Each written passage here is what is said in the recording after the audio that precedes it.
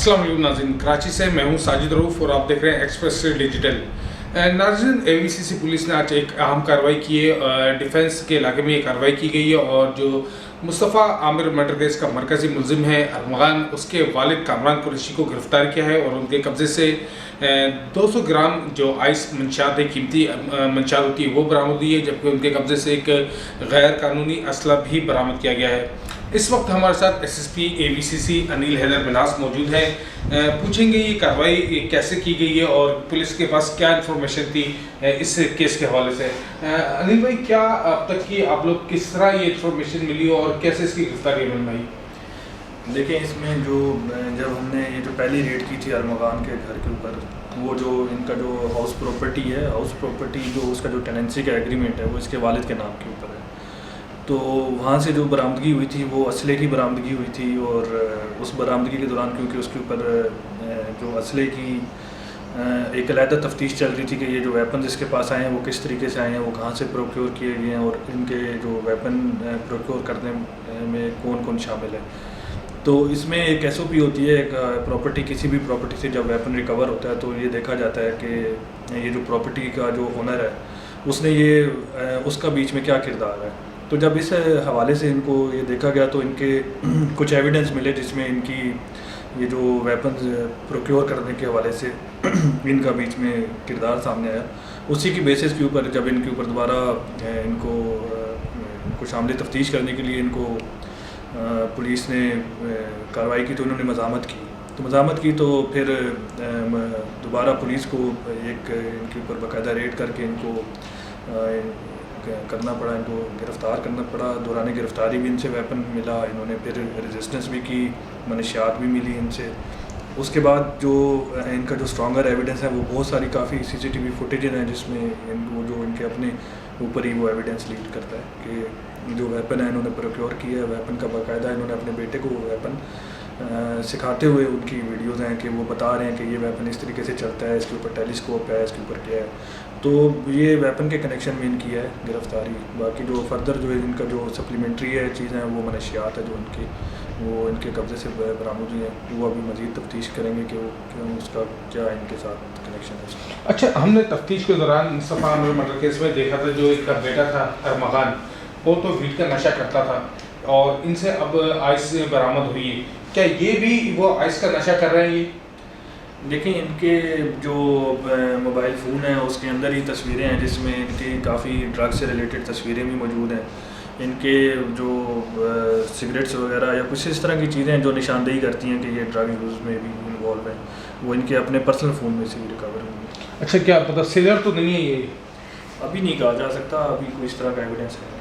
अच्छा, हम एक अमीर साहब एक और सवाल करेंगे कि जब मुस्तफ़ा आमिर मर्डर केस चल रहा था उस दौरान जो मुलजिम अरमगान है उसकी जो तफ्तीशी रिपोर्ट सामने आई थी उसमें ये बात सामने आई थी कि जो इस केस से मुतालिक है जब उसने मुस्तफ़ा आमिर का कत्ल किया और जो है अपने वालिद को आगाह किया और जिसके बाद वालिद ने ये कहा कि तुम फरार हो जाओ और जिसके बाद मुलजिम बाद में फिर स्कर्दू फरार हुआ, फिर इसका दोस्त भी चले गया। तो क्या इसकी involvement Mustafa Aamir murder case में अब तक कोई सामने आई है? लेकिन ताहाल उसमें कोई एविडेंस ऐसा सिवाय बयान के या उनके एक जो स्टेटमेंट्स उनको वेरीफाई किया जाता है। जब भी कोई स्टेटमेंट सामने आती है उसको काउंटर वेरिफिकेशन के लिए ज़रूरी होता है कि जिसके बारे में स्टेटमेंट है उसको लिया जाए। तो ये अभी ज़ेर हिरासत आए तो इससे बिल्कुल तफ्तीश की जाएगी और अगर कोई इस तरह का एविडेंस मिलेगा कि इन्होंने कोई इस तरह का एक्ट किया है जो एक मुलजिम को हार्बर करने वाला या किसी क्राइम के बाद जो उसका परपिट्रेटर है या जो उसका एक्यूज्ड है उसको छुपाने वाला या कोई एविडेंस मिटाने वाला कोई आता है तो उसके अपने अपने सेक्शन हैं। इस पे जो भी एविडेंस जिस सेक्शंस के ऊपर भी जाएगा वो उन पे कार्रवाई उसी तरीके से अमल में लगेगी। मुस्तफ़ा आमिर की वालदा थी वजिया आमिर, उन्होंने भी हमसे भी बात की, आपसे भी बात की होगी, वो भी तहफ़्फ़ुज़ात का इज़हार करती थी अरमगान के वालिद के ऊपर। उन्होंने भी ये मुतालबा किया था कि इसको गिरफ़्तार किया जाए, इसको शामिल तफ्तीश किया जाए, उससे पूछा जाए कि जब इनके इल्म में ये बात आ गई थी कि उनके बेटे को कत्ल कर दिया गया है तो इन्होंने पुलिस से क्यों छुपाया?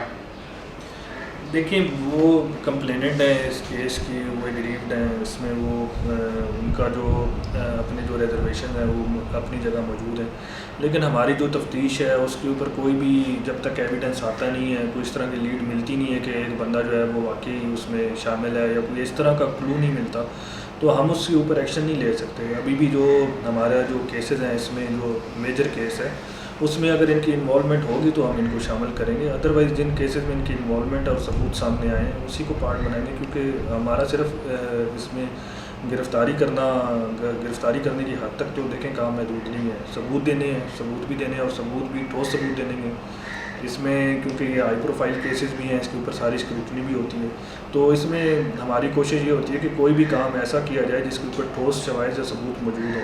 अगर कोई एक हीयर से है या कोई उसके ऊपर कोई सुनी सुनाई बात है या किसी के कोई अपनी रिजर्वेशन है तो वो ठीक है अपनी जगह, लेकिन बगैर सबूत के, बगैर किसी ठोस शवाहिद के हम इस पर लीड नहीं ले सकते। अच्छा अनिल साहब, ये भी बताइएगा, मुस्तफ़ा आमिर कत्ल केस जब ये चल रहा था तो जो बहुत सारा हमने ये देखा, जब आप लोगों ने रेड किया ये अरमान के घर पे तो वहाँ से कॉल सेंटर भी मिला, तो क्या कॉल सेंटर वाले मामले में भी इनकी इन्वॉल्वमेंट आ सकती है? उस हवाले से भी इनसे तफ्तीश की जाएगी?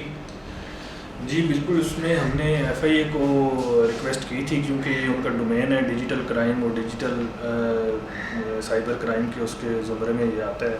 इनके जो शवाहिद अगर हमें इनकी दौरान तफ्तीश या कुछ हमें मिलेंगे तो वो हम FIA को शेयर करेंगे और वो फिर उसी हिसाब से उनको हम थ्रू कोरेस्पोंडेंस उनको इसमें रिक्वेस्ट करेंगे कि वो अपने हवाले से इसमें तफ्तीश करें।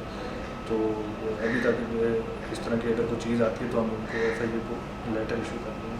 अच्छा ये भी बताइएगा, अरमान के घर से जो आप लोगों ने जब रेड किया था तो बहुत सारा असला मिला था, जिसमें स्नाइपर गन भी थी, MP4 भी थी, 222 राइफल भी थी, फिर बहुत सारी शॉर्ट गन भी, छोटे हथियार भी थे।